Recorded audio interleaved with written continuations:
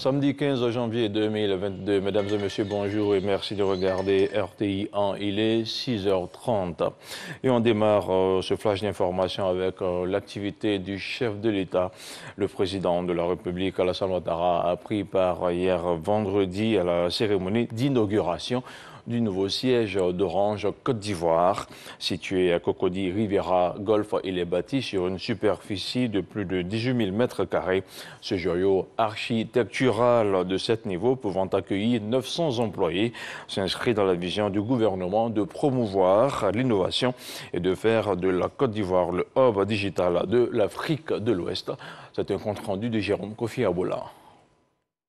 Vendredi 14 janvier 2022.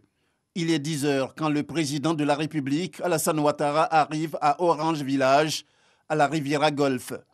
Le chef de l'État y est invité pour présider la cérémonie d'inauguration du nouveau siège du groupe Orange à Abidjan. Aux côtés du président Alassane Ouattara, plusieurs membres du gouvernement, dont le Premier ministre Jérôme Patrick Hachi. En saluant cette présence comme un grand honneur, le président directeur général du groupe Orange indique que ce nouveau siège constitue le symbole de l'engagement de son groupe à contribuer au développement de la Côte d'Ivoire. Pour moi, ce bâtiment, si beau, si spectaculaire qu'il soit, c'est d'abord un outil au service du groupe, un outil au service de ses salariés, un outil au service de ses clients. Cette valeur cardinale pour nous, c'est celle de l'engagement. On aime beaucoup dire qu'Orange est une entreprise engagée dans ce qu'elle fait, bien entendu, mais au-delà, engagée parce que lucide, consciente des responsabilités qui sont les siennes dans le monde qui est le nôtre. Pour sa part, le ministre de l'économie numérique s'est dit fier de ce joyau architectural qui, pour lui, cadre avec la vision du président Alassane Ouattara dans ce domaine très porteur.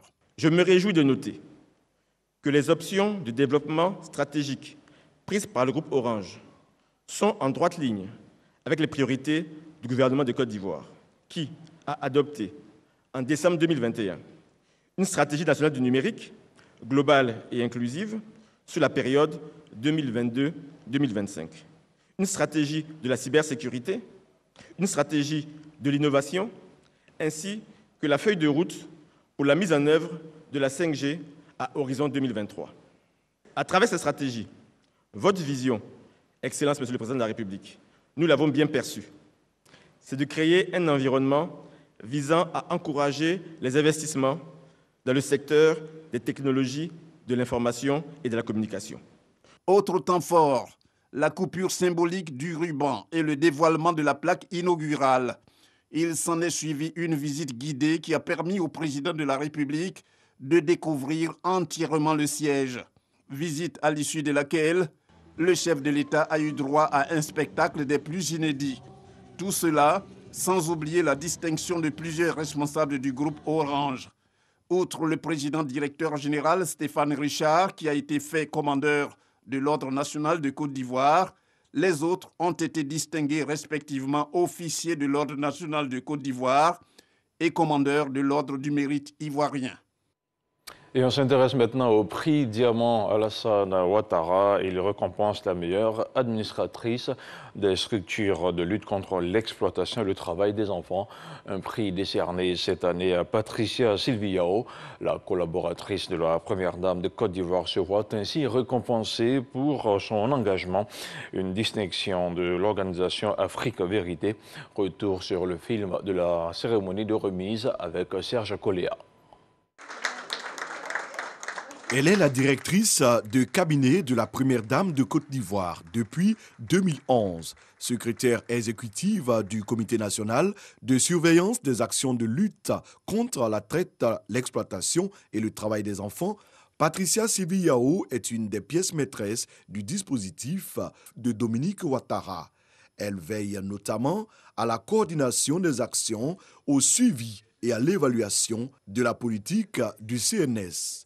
Son professionnalisme et ses qualités de manager aguerri sont reconnus par la structure Afrique Vérité, spécialisée dans la promotion de l'excellence et de la bonne gouvernance.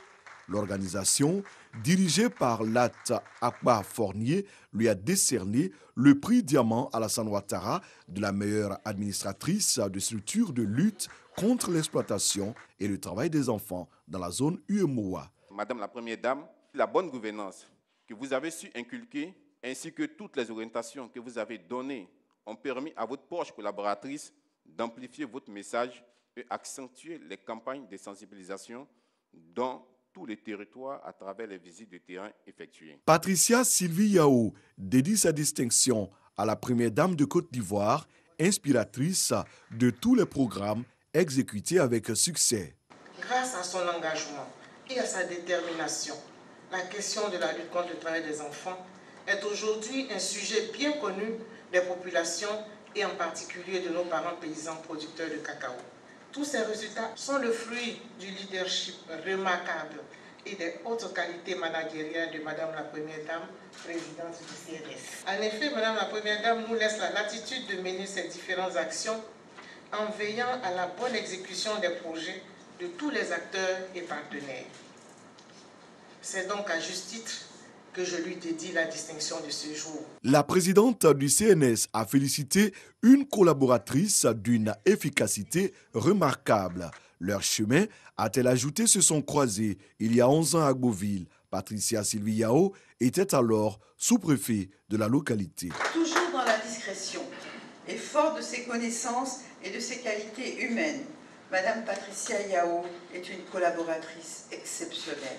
Elle a su fédérer toute l'équipe du cabinet pour atteindre les objectifs que je leur ai assignés et je suis particulièrement fière de l'avoir comme collaboratrice. La Première Dame de Côte d'Ivoire a salué le choix de la structure Afrique Vérité. Elle a également remercié toutes ses équipes. On ouvre maintenant le dossier de la rédaction de RTI 1 selon le Fonds compétitif pour l'innovation agricole durable. Le manioc est l'aliment de base pour près de 800 millions de personnes dans le monde, dont 500 millions seulement en Afrique. Sa culture fait cependant face aux maladies virales, des maladies qui peuvent occasionner 40 à 90% de perte de la production par parcelle. En Côte d'Ivoire, des chercheurs se sont organisés et veulent contribuer significativement à la lutte contre les affections qui impactent négativement la production du tubercule. 18 mois durant, une application dite intelligente a été expérimentée dans les départements de Dabou, Gerville, Yamoussoukro et Boaké. Dénommée Nourou, la mise en place de ce logiciel devrait permettre de révolutionner la culture du manioc. C'est un dossier réalisé par Walter Amadou Ouattara.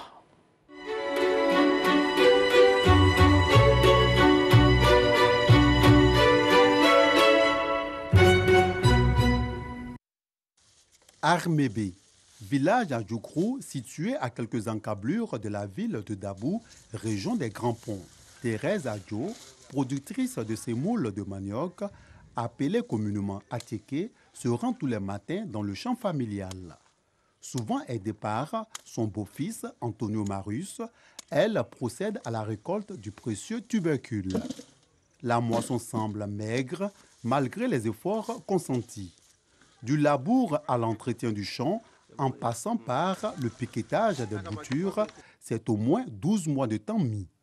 Mais qu'est-ce qui peut expliquer ce déficit de production? Les manioc, quand on plante, il y a les feuilles qui finissent dedans. Et ces gens de manioc-là, quand on les tire, il n'y a pas trop de... Les maladies virales du manioc peuvent occasionner 40 à 90% de perte de rendement pour une parcelle de manioc. Les transformatrices du tubercule en Ateke témoignent. Quand le manioc est bon, il n'y a pas de taches au milieu. Par contre, il peut y avoir des plaies dans ce qui n'est pas sain. Ça nous fait perdre. Parce qu'il faut enlever ce qui n'est pas bon, les taches et les plaies. Aujourd'hui, notre souhait est qu'on arrive à éradiquer cette maladie de manioc-là. Selon le Fonds compétitif pour l'innovation agricole durable, FCIAD, le manioc est un aliment de base pour près de 800 millions de personnes dans le monde, dont 500 millions d'Africains. Pourtant, avec 6,2 tonnes à l'hectare, l'Afrique produit moins de tonnes à l'hectare de cette spéculation agricole que l'Asie, qui a un rendement de 21,5 tonnes à l'hectare. La situation interpelle les chercheurs ivoiriens. Une application intelligente pour le diagnostic et la surveillance participative des maladies du manioc en Côte d'Ivoire a vu le jour. Nous allons taper sur le menu manioc ici. Et l'application va entrer dans un dialogue vocal avec l'utilisateur. Salut, je suis Nourou. Je vais vous aider à examiner votre plan de manioc. S'il vous plaît, appuyez le bouton procéder en bleu pour analyser l'état sanitaire de vos plants de manioc ou appuyez le bouton jaune pour prospecter votre champ. L'application va me faire la synthèse de l'état sanitaire de cette plante. S'il vous plaît, montrez-moi la troisième feuille qui n'a pas l'air saine à partir du bas de la plante. Appuyez sur démarrer lorsque l'image de la feuille est mise au point. Prenez une photo de votre champ s'il vous plaît. Après avoir examiné 6 feuilles, je pense que votre plante est infectée par la maladie de la mosaïque du manioc CMD. Lorsque vous avez une telle conclusion qui vous dit que votre champ est infecté par la maladie de la mosaïque virale, on vous demande simplement de laisser ces pieds de manioc arriver à leur terme, faire la récolte, et puis ces pieds qui sont infectés par la maladie de la mosaïque virale, de ne plus utiliser les boutures qui vont le lever de ces pieds-là pour faire un nouveau champ. Il vous faudra utiliser des boutures d'une plante saine pour pouvoir mettre en place votre nouveau champ. Et ces boutures déjà infectées, on vous demande d'aller faire l'incinération. Le projet dénommé WAVE, une plateforme scientifique et technique dont l'objectif est d'augmenter la production alimentaire en Afrique, du centre et de l'ouest de manière durable, en développant des méthodes de contrôle et de gestion efficace des maladies des plantes. Il prévient aussi l'incursion de maladies exotiques de plantes dans de nouvelles zones. L'application fonctionne correctement selon les producteurs de manioc. Si on avait su tôt que ces maladies pouvaient être diagnostiquées et éradiquées, la production du manioc serait très bonne et très avantageuse pour les populations. Et nous espérons qu'avec cette application, nous allons à l'avenir avoir de bonnes productions. J'ai utilisé l'application moi-même dans mon champ, ça marche très bien. Après une phase d'expérimentation du projet de lutte contre la maladie de la mosaïque africaine de manioc dans les départements de Dabou, Jacquesville, Yamoussoukro et Boaké, la restitution des résultats est faite à Dabou. Le projet Nourou, qui est un projet FCIAD, ça tourne autour de 95 millions. Le projet a commencé depuis janvier 2020. Aujourd'hui, nous avons une application qui est, disons, à 95% fiable, que les paysans peuvent utiliser en plantation pour détecter la maladie. Avec la plateforme, on se rend compte qu'aujourd'hui, nous avons formé 619 à la première formation. Après, 3 mois après, nous avons renforcé la capacité de 331 personnes encore. Aujourd'hui, quand nous allons sur la plateforme, nous voyons qu'il y a 1200 personnes qui utilisent l'application. Vous pouvez voir ça sur la plateforme qu'on appelle Plant Village. Ce projet a permis la formation et la diffusion de l'utilisation d'une application intelligente basée dans un téléphone portable de type smartphone pour une détection des maladies du manioc. C'est un dossier de Walter Amadou Ouattara à suivre sur RTI. On parle maintenant de sport, de football, notamment de CAN 2021.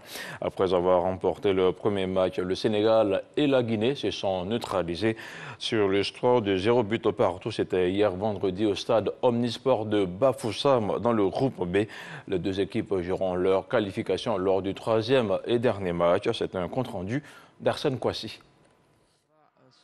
Le Sénégal et la Guinée-Conakry se maintiennent au sommet du groupe B à l'issue de la deuxième journée de phase de groupe de la CAN 2021. Et ce, peu importe l'issue de la confrontation entre les victimes respectives, le Zimbabwe et le Malawi, lors de la première journée. Comme, à l'image de la possession de balles, 50% de part et d'autre, les deux nations frontalières se partagent donc un point chacun au terme d'une rencontre plus ou moins équilibrée. Si le Sili national, rattrapé par le manque d'efficacité, a eu l'opportunité de prendre l'avantage en première période, le pays de la Teranga s'est lui aussi créé quelques occasions en seconde période. Mais les deux sélections ne parviennent pas à trouver la faille. Match nul 0-0 entre les favoris de ce groupe B, où tout peut encore arriver. Le Sénégal et la Guinée restent leaders au classement avec le même nombre de points. Les Lions clôtureront la phase de groupe face aux Flammes de Malawi mardi prochain, tandis que le Sili national affrontera en même temps les Warriors du Zimbabwe. CAN 2021, toujours ce samedi dans le groupe D, le Nigeria va affronter le Soudan à 16h GMT et dans la soirée, la Guinée-Bissau croisera le fer avec les Pharaons d'Égypte, un match à suivre sur RTI 1 à 19h GMT. On poursuit l'actualité internationale tout en sport avec le Qatarien de 51 Nasser Al-Attiyah et Sam Sunderland KTM qui ont remporté le Dakar 2021. C'était hier vendredi à Jeddah en Arabie Saoudite. Il s'agit de la 4e victoire pour le Qatarien en auto et de la 2e pour le Britannique en moto. Mais l'arrivée a été endeuillée par le décès d'un chef mécanicien français âgé seulement de 20 ans et victime d'un accident de la route. Sport toujours, le numéro 1 mondial de tennis Novak Djokovic a été renvoyé en rétention administrative ce samedi même à Melbourne. Le champion serbe s'était auparavant vu annuler son visa pour la 2e fois par le gouvernement australien, un gouvernement qui soutient que le joueur non vacciné contre la Covid-19 constitue un danger public, un maintien en rétention qui rend de plus en plus improbable une participation du Serbe de 34 ans à l'Open d'Australie qui démarre lundi prochain. Voilà, c'est la fin de ce 6h30. Merci de l'avoir suivi. Restez sur RTI 1.